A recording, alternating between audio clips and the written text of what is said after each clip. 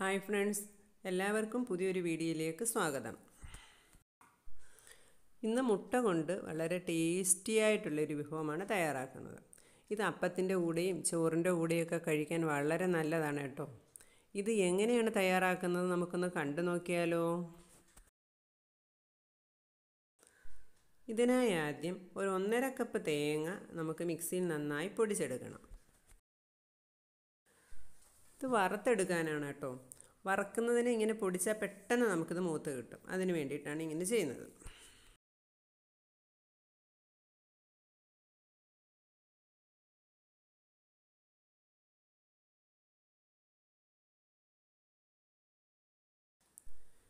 ഇനി ഒരു പാനിലിട്ട് നമുക്കിതുപോലെ നന്നായി മൂപ്പിച്ചെടുക്കാം.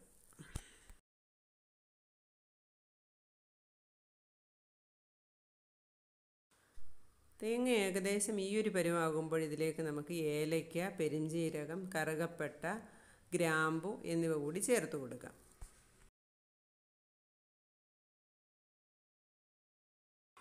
ഇത് നന്നായി മൂത്തിട്ടുണ്ട്. ഇനി സ്റ്റൗ ഓഫ് ചെയ്തതിന് ശേഷം അതിലേക്ക് കറി പൗഡറുകൾ ഓരോന്നായി ചേർത്ത് കൊടുക്കാം. 1.5 സ്പൂൺ മല്ലിപ്പൊടി, ഏകദേശം കുറച്ച് മുളക് പൊടി, മഞ്ഞൾപ്പൊടി, കുരുമുളക് പൊടി എന്നിവ കൂടി ചേർക്കാം.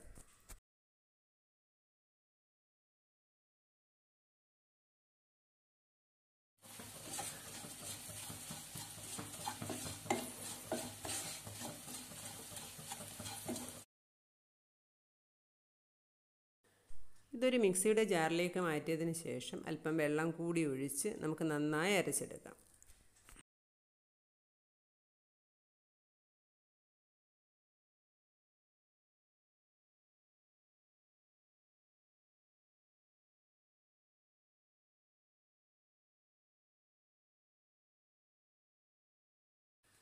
ഇനി സെക്കൻഡ് സ്റ്റെപ്പ്, നമുക്ക് ഒരു ചട്ടി അടുപ്പത്ത് വെച്ച് അതിൽ അല്പം വെളിച്ചെണ്ണ ഒഴിച്ചു കൊടുക്കാം. ഇതിന് മൺചട്ടിയാണ് ഏറ്റവും നല്ലത്. ഇതിലേക്ക് ചെറിയ ഉള്ളി, തക്കാളി എന്നിവ കൂടി ചേർത്ത് നന്നായിട്ട് വഴറ്റിയെടുക്കണം.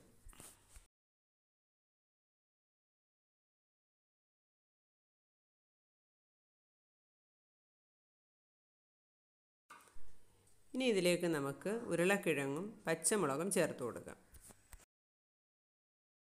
ഇനി നന്നായി വിളഞ്ഞ മത്തങ്ങയാണ് ഇതിൽ ചേർത്ത് കൊടുക്കുന്നത്.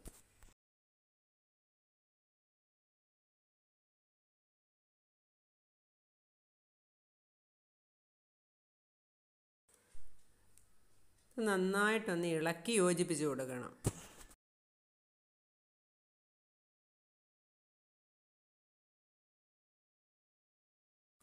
ഇനി ഇതിലേക്ക് നമ്മൾ നേരത്തെ തയ്യാറാക്കിയ അരപ്പ് കൂടി ചേർത്ത് കൊടുക്കുക.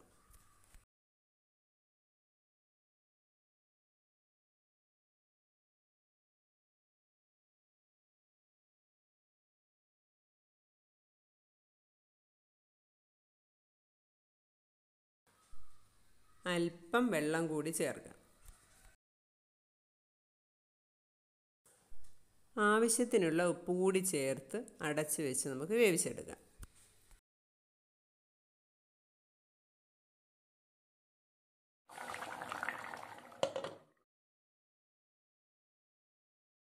ഇത് നന്നായി തിളച്ച് വരുമ്പോൾ ഇതിലേക്ക് നമുക്ക് മുട്ട പൊട്ടിച്ചൊഴിച്ചു കൊടുക്കാം. നമ്മളുടെ ആവശ്യകത അനുസരിച്ച് നമുക്ക് ഇതിനകത്ത് എത്ര മുട്ട വേണമെങ്കിലും ഒഴിച്ചു കൊടുക്കാം. മുട്ട ഒഴിച്ചു കഴിഞ്ഞാൽ ഇനി ഇളക്കരുത്. ഇനി ഇത് അടച്ചു വെച്ച് വേവിച്ചെടുക്കണം. ഇത് നന്നായി വെന്തിട്ടുണ്ട്.